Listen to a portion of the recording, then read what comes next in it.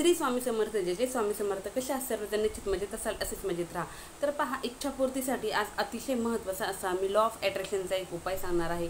आणि आपल्याला माहिती आहे लॉ ऑफ अट्रॅक्शनचे उपाय असे असतात की ते चुटकीसरशी म्हटलं तरी पूर्ण होतात, कारण त्यामध्ये अट्रॅक्शनची क्षमता खूप मोठ्या प्रमाणामध्ये असते। आणि आज असाच एक अट्रॅक्शनचा मी तुम्हाला उपाय सांगणार आहे। तत्पूर्वी अट्रॅक्शनचे उपाय करण्यापूर्वी एक महत्त्वाची गोष्ट तुम्हाला सांगायची आहे। महत्त्वाची गोष्ट अशी की ज्यावेळेस तुम्ही लॉ ऑफ अट्रॅक्शनचे उपाय करता त्यावेळेस मनामध्ये पॉझिटिव्हिटी असणं तितकंच महत्त्वाचं आहे। कारण अट्रॅक्शनचा आपण ज्यावेळेस उपाय करतो त्यावेळेस आपल्या मनामध्ये जर निगेटिव्हिटी जर भरलेली असेल तर आपण किती जरी प्रयत्न केले तरीही आपला उपाय हा पूर्ण होणार नाही। म्हणून तुम्हाला सांगते, हा लॉ ऑफ अट्रॅक्शनचा उपाय फक्त तुम्ही 3 दिवस सलग जरी केला तरीही तुमची इच्छा 1001% पूर्ण होणार आहे।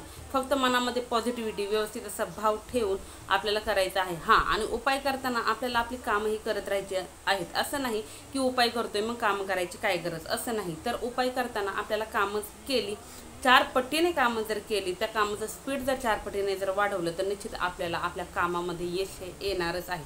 असे हे लॉ ऑफ अट्रॅक्शनचे उपाय असतात। असं नसतं की आपण प्रयत्न करणं सोडून द्यायचं आणि फक्त उपाय केलाय मग शांत बसायचं आणि उपाय केलाय मग म्हणायचं की बाबा मी उपाय करून आता 8 दिवस झाले, 10 दिवस झाले, 12 दिवस झाले पण मला काही अनुभव आला नाही। तुम्हाला उपाय करायचा आहे आणि तो उपाय केला हे विसरून जायचा आहे, लेट गो करून पुढे निघायचं आहे। सारखंच जर तुम्ही जर म्हणत राहिले की मला आता 10 दिवस झाले, 12 झाले, 15 झाले, 20 झाले पण मला काही इफेक्ट नाही, उपाय करायचा, लेट गो करायचं, सोडून द्यायचं, पुढं तुम्ही जे काम करताय ते करत राहायचं। कळत न कळत असे काही बदल तुमच्या जीवनामध्ये घडून येतील आणि ती जी इच्छा, ज्या इच्छेसाठी तुम्ही उपाय केलेला आहे ती सहजरित्या तुमची पूर्ण झालेली असणार। तुमच्या लक्षातही येणार नाही की बाबा मी हा उपाय केला होता म्हणून माझी इच्छा पूर्ण झाली, असं करायचं आहे। तर उपाय कसला आहे ते सांगते। तत्पूर्वी जे कोणी आपल्या चॅनलवरती नवीन असाल, अजून चॅनलला सबस्क्राईब केलं नसेल तर चॅनलला सबस्क्राईब करा, बेल आयकॉन ऑन करा, जेणेकरून असे छान छान व्हिडिओ तुमच्यापर्यंत येतील आणि तुमच्या जीवनाचे सोनं झाल्याशिवाय निश्चित राहणार नाही। तर पहा, उपाय आहे तमालपत्राचा। आणि आपण तमालपत्र म्हणजे काही ठिकाणी तेजपत्ता बोलतात, काही ठिकाणी तमालपत्र बोलतात। तर जो तेजपत्ता आहे ह्या तेजपत्त्याचा हा उपाय आहे। त्याचप्रमाणे जर भीमसेन कापूर भेटला तर अतिशय उत्तम, नाही भेटला तर काही हरकत नाही, जो कापूर भेटेल तो कापूर घेतला तरीही चालेल। थोडंसं तांदूळ लागणार आहे आणि एक मातीची पंती, मातीचा दिवा किंवा तुम्ही धूप जाळण्याचं जे तुमचं भांडं आहे ते असेल तरीही चालेल, काही हरकत नाही। हा उपाय तुम्ही कोणत्याही दिवशी सुरू करू शकता। फक्त सुरू केला, समजा मी सुरू केला सोमवारी, तर सोमवार, मंगळवार, बुधवार कंटिन्यू मला 3 दिवस करायचा आहे। जर मी बुधवारी सुरू केला तर बुधवार, गुरुवार, शुक्रवार कंटिन्यू 3 दिवस करायचा। शनिवारी सुरू केला तर शनिवार, रविवार, सोमवार असे 3 दिवस 3 दिवस कंटिन्यू करायचा आहे। असा हा उपाय आहे। फक्त पिरियड, सूतक, त्याचप्रमाणे विटाळ जर असेल तर यावेळेस तुम्हाला हा उपाय करायचा नाही। तर हे दिवस तेवढे जाऊन द्यायचे, त्यानंतर तुम्ही हा उपाय करू शकता। तो उपाय काय करायचा आहे, कसा करायचा आहे ते सांगते, व्यवस्थित ऐका, स्किप न करता ऐका। तुम्हाला हातपाय वगैरे स्वच्छ धुवायचं आणि तुमच्या देवघराच्या समोरच एक स्वच्छ असं आसन टाकून बसायचं। हे सगळं साहित्य घ्यायचं। साहित्य घेतल्याच्या नंतरनं तुम्हाला निळा किंवा लाल किंवा हिरवा पेन घ्यायचा आहे आणि पेनने काय करायचं आहे, त्या तमालपत्रावरती तुम्हाला तुमची इच्छा लिहायची आहे। पुन्हा सांगते, जे तमालपत्र सांगितलं आहे त्या तमालपत्रावरती तुमची इच्छा लिहायची आहे। इच्छा ही कमीत कमी शब्दात लिहा, 2 ते 3 शब्दामध्ये जरी लिहिली तरीही चालेल। आता एखाद्याची संतान प्राप्तीची तर संतान प्राप्ती, खाली तुमचं नाव लिहायचं, असं करायचं आहे। आणि अशी इच्छा लिहायची। किंवा एखाद्याचं विवाहासाठी असेल तर वरती लिहायचं विवाह, खाली तुमचं नाव, अशा पद्धतीने तुम्हाला ही इच्छा लिहायची आहे। हे लिहून झाल्याच्या नंतरनं आधी पुन्हा सांगते, आधी इच्छा, त्यानंतर तुमचं नाव आणि खाली एक स्वस्तिक काढायचं आहे। कारण स्वस्तिक तुम्ही कुंकवाने, हळदीने जरी काढलं तरीही चालेल, काही हरकत नाही। अशा प्रकारे स्वस्तिक काढा। स्वस्तिकाच्या मधोमध बरोबर 4 टिपके द्या। खालून वरती अशा दिशेने तुम्हाला 2 रेषा स्वस्तिकाच्या दोन्ही बाजूनी 2-2 रेषा ओढायच्या आहेत। कारण आपल्याला माहिती आहे स्वस्तिक हे कोणत्याही शुभ कार्याचं काम करताना आपण काढत असतो, मांगल्याचं प्रतीक म्हणून स्वस्तिकाकडे पाहिलं जातं। आणि आपण शुभ कार्याची, आपल्या इच्छापूर्तीची सुरुवात करणार आहोत, त्यासाठी आपल्याला स्वस्तिक काढायचं आहे। इच्छा लिहिली, नाव लिहिलं, स्वस्तिक काढलं, त्यानंतर तुम्हाला काय करायचं आहे, एका पंक्तीमध्ये किंवा जे मातीचं भांडं तुम्ही घेणार आहात त्यामध्ये जे तांदूळ सांगितलं ते तांदूळ घ्यायचं। तांदळाच्या वरती तुम्हाला हे जे तमालपत्र आहे ते तमालपत्र ठेवायचं। त्यावरती जर भीमसेन कापूर घेतला असेल तर भीमसेन कापडाच्या 2 वड्या किंवा तुम्ही जो कापूर घेणार आहात त्या कापडाच्या 2 वड्या ठेवायच्या। वड्या ठेवून झाल्याच्या नंतरनं हे खाली ही प्लेट आहे किंवा जे तुम्ही भांडं घेतलेलं आहे ते आहे, त्यामध्ये ती सगळी सामग्री आहे, त्याच्यावरती तुम्हाला बरोबर असा हात धरायचा. असा हात धरून तुम्हाला 9 वेळा, 11 वेळा, 21 वेळा किंवा 51 वेळा तुमची जी इच्छा आहे ती इच्छा इमॅजिनेशन करायची का ती इच्छा तुमची पूर्ण झालेली आहे. समजा माझी नोकरीची इच्छा आहे तर मी काय म्हणणार आहे, मला खूप छान नोकरी लागलेली आहे आणि मी खूप खुश आहे, मला माझ्या इच्छित असा पगारही भेटलेला आहे. आता एखादा विवाहासाठी करत आहे तर त्यांनी काय इमॅजिनेशन करायची, त्याने अशी इमॅजिनेशन करायची की माझा विवाह झालेला आहे, मला जशी वधू किंवा जसा वर हवा होता तसा वधू वर भेटलेला आहे आणि मला माझ्या सुखदुःखात साथ देणारा असा मला साथीदार भेटलेला आहे आणि मी खूप खुश आहे. एखादा आजारी आहे, आजार दूर व्हावा यासाठी जर इच्छा व्यक्त केली असेल तर मला आता खूप बरं वाटत आहे, माझा आजार पूर्णपणे बरा झालेला आहे आणि मी खूप खुश आहे, मला माहिती आहे मी आता पूर्णपणे ठणठणीत झालेला आहे, असं बोलायचं आहे. हे बोलून तुम्हाला कंप्लेंट पुन्हा सांगते 11 वेळा, 21 वेळा किंवा 9 वेळा, 11 वेळा, 21 वेळा किंवा 51 वेळा बोलायचे. हे बोलून झाल्याच्या नंतर तुम्हाला हा हात काढून घ्यायचा.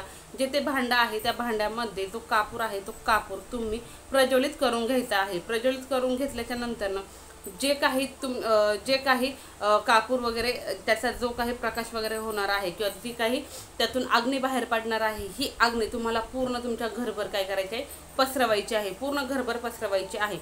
पसरवून ती अग्नी शांत झाल्याच्या नंतर निश्चित तांदूळ सगळे जळणार नाही, मान्य आहे, पण त्यामधील तमालपत्राची राख आपल्याला साईडला करून घ्यायची आहे आणि ती राख किंवा ती उदी साईडला करून घेऊन तुमच्या घरामध्ये जी काट्याची झाडं सोडून म्हणजे गुलाब किंवा कोरफड वगैरे ही झाडं सोडून जी फुलाची झाडं आहेत किंवा जी फळाची झाडं आहेत त्या झाडांच्या खाली कुंडीत जरी असेल तरी चालेल किंवा तुमच्या पुढे जर परसबाग वगैरे असेल तर तिथं नेऊन जरी केलं तरीही चालेल. तर ते कुंडीतली थोडीशी माती साईडला करा. ती जी तमालपत्राची राख आहे ती तुम्हाला त्यामध्ये टाकायची आहे आणि पुन्हा त्या राखेवरती तुम्हाला काय करायचं आहे, माती ओढायची आहे.